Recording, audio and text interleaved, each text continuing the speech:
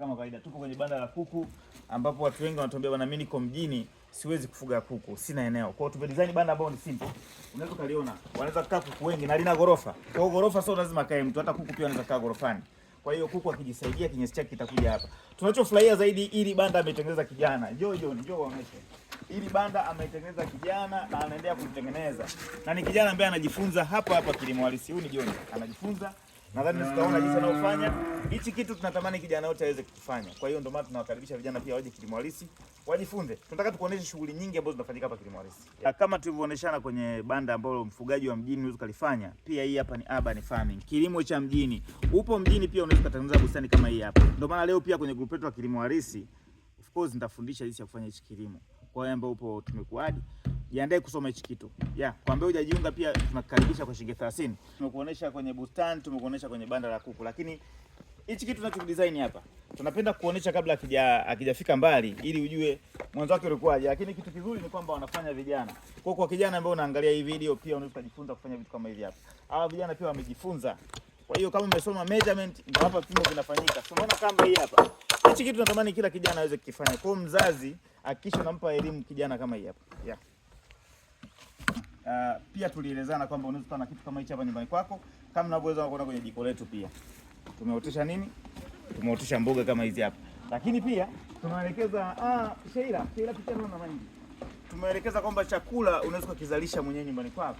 Ndio hichi kinachotokea. Umeona binti ana mahindi yametoka shambani. Tunatamani hicho kitu pia ukifanye kwa nyumbani kwako. Tupo jikoni pia tunawakumbusha kwamba haya maboga tunavyootesha tulioneshana, lakini pia wewe nyumbani kwako unaweza ukatumia vitu kama hivi hapa. Lakini pia nawakumbusha kwenye maboga watu wengi wanatupa hivi vitu. Jamani, hizi ni dhahabu. Zamani kulikuwa hamna kitu kinaitwa tezi dume, lakini sasa hizi vitu vinatokea kwa sababu hatumii vitu. Zamani watu walikuwa na akili sana, anatumia mbegu za maboga, anatumia asali, anakuwa bright kitchen mwake, sawa? Yes. Kuna wengine wanasema eti hapa ni mboga la taifa, hawataki kula. Maharage jamani ni kitu ni bonge la protini ya kutumia. So tuchinja ng'ombe. Unaweza kutumia maharage ukapata protini yako vizuri kabisa. Au unasemaje Pendo? Kitu kingine ambacho napenda kuwakumbusha, saizi hizi mbegu tutazipoteza. Hizi ni mbegu za kienyeji, haya ni mahindi ya kienyeji, kilimo halisi tunayo. Kwa hiyo kwa ambaye utakuwa member wa group la kilimo halisi, hii mbegu utaipata hata kwa kulazimisha. Lazima uwe nayo. Sisi katai science wala semi kwa mbegu za kisasa sikatai, hapana, lakini mbegu zetu za asili kwa nini tuzipoteze? Inatakiwa tuzitunze kwa sababu ndo zina asili yetu. Yes. Nadhani katika teknolojia ambayo nimewapa watu wengi tena kwa bei rahisi, moja wapo ni uzalishaji wa BSF. Kwa sababu utapunguza gharama za kulisha mifugo yako, lakini pia utasafisha mazingira. Kumbuka hii ni source ya protein. Hizi ni mbegu ambazo tunawauzia watu. Hizi stage nilisoma kwenye science kwamba kuna stage ya pupa, kuna lava. Sasa ndio hivi vitu tunavyoapply. Hawa ni BSF, Black Soldier Fries. Nzi wenye faida wanaitwa nzi chuma. Tumekuonesha mahindi sisi tumeyavuna, yanaenda kuchoma, yanaenda kuchemshwa. Lakini pia nataka tukukumbushe kwamba yale mahindi ya tupi, unawapa mifugo kwa hamna kitu kinachopotea. Mifugo inatupa mbolea, lakini sisi tunatupa nini? Unaweza kuona kijana anachokifanya. Unajua tukisogeza kwa karibu utaona vizuri. Kijana anachokifanya hayo ni maziwa. Yanatoka kwenye nini? Kwenye ng'ombe. Ng'ombe unampa nini? Anakula mahindi, au sio? Hichi kitu pia unaweza kufanya ukiwa nyumbani kwako. Nimekuonesha stage ya pupa kamili. Huyu hapa ndo anaenda kuwa nzi. Nadhani unaweza kuona jinsi wanavyo change kuwa nzi.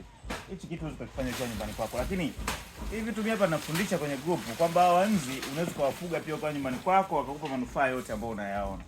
Karibu kilimo halisi, soma caption, make sure unajiunga kwenye group. Asante. Naam, kilimo halisi hapa kama kawaida. Huu ni mradi wa BSF ambao tunasema hichi kitu kila mtu anaweza kufanya akiwa nyumbani kwake kwa sababu ni rahisi tu. Kwenye hichi chumba ambacho kinakuwa na nzi, unachotakiwa kuwa nacho kwanza ni hivi vibao, sehemu ambazo nzi wanatagia, lakini pia nitakiwa wape nzi maji. Maji sisi tunawapa kutumia hichi chombo, lakini pia lazima uwe na mbegu. Hapa ndo wanabadilika kuwa nzi baada ya muda mfupi. Kwa hiyo hichi kitu unaweza kufanya ukiwa nyumbani kwako.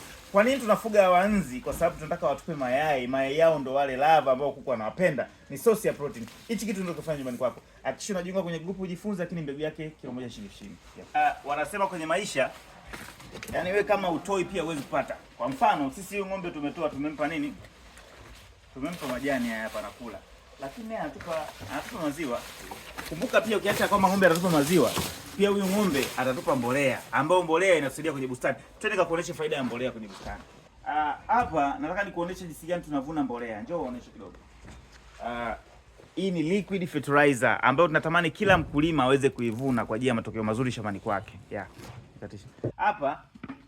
Hapa tuna magadi, lakini pia tuna majivu, pia tulikuwa tuna chumvi.